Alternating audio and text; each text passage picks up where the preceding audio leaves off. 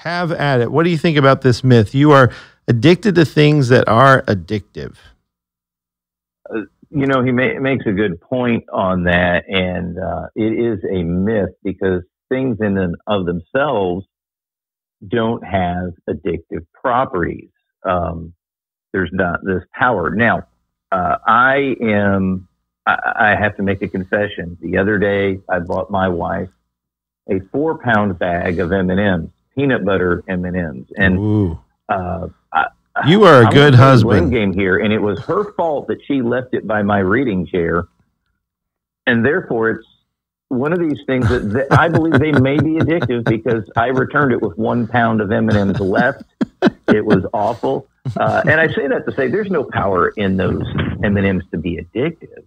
Right. But what happens is it produces in me a good feeling.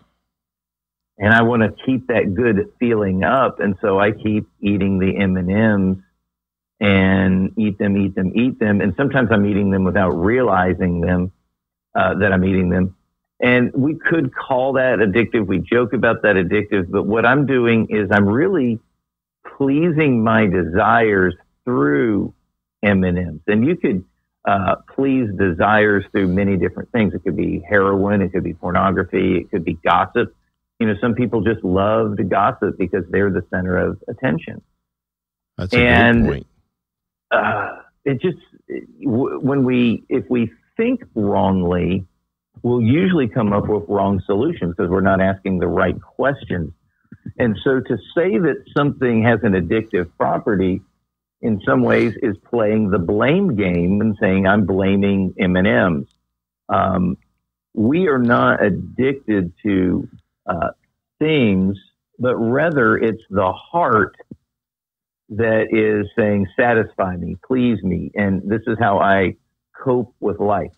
I'd like to back up on Dr. Dodes a little bit. So if I rabbit trail, you get to get me back on track, Mark. Okay. And I know that's a tough job. I'm still thinking about those peanut butter M&Ms, but keep going. They're good. They are so good.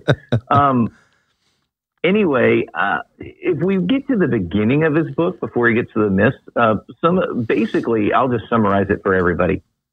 He comes up with a new way of thinking, and he's basically coming around to managing your emotions and actions. Managing, I realize I'm addicted, his word, to this. I need to understand why I am helpless, why I give to this, why do I give into that. And so basically, he comes down to a management of your emotions and actions, and it's a behavior management type of thing rather than a heart condition. So you will, like they say in AA, once an alcoholic, always an alcoholic. This comes down to you will always be managing this in your life. You just need to learn how to do it. And when we give you the truth, as Dr. Dodes says, then you'll be able to cope with it better. And I'm going to butcher it. And there's a couple different variations. But C.S. Lewis has a quote that I think kind of plays into this. He says, if we find ourselves with a desire that nothing in this world can satisfy, the most probable explanation is that we were made for another world. He has another quote that is close to that basically says that if we achieve a thing and it doesn't satisfy, then it wasn't the thing we were truly seeking. And both of these kind of work together in the sense that if we are trying to cope with life, that's how I kind of look at addictions. It's, okay, how do you cope with life? Do you turn to addiction or do you turn to the Lord? We will find that we're not satisfied with this world, so we need to ask the question, what are we really going to be satisfied with? And the things of this world will never satisfy. That's actually part of my testimony.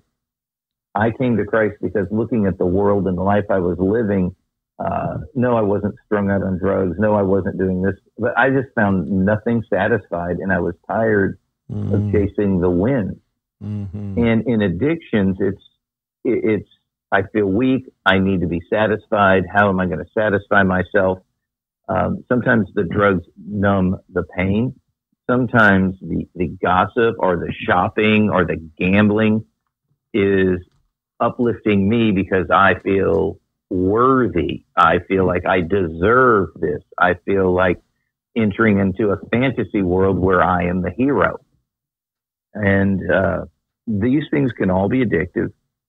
And it comes back to, I say they can be addictive. We put the blame on them, but they're not truly addictive, because getting back to myth number one, it's really an issue of the heart. What am I desiring? What am I seeking? Yes. And so, I think the drug, as you've said before, the drug isn't the problem. It's the fallen heart and the desires of the flesh. And I think that's one of the things we need to look at, is there is a surface truth that I'm looking for something, but the real spiritual truth is only Jesus Christ is going to satisfy. Yeah.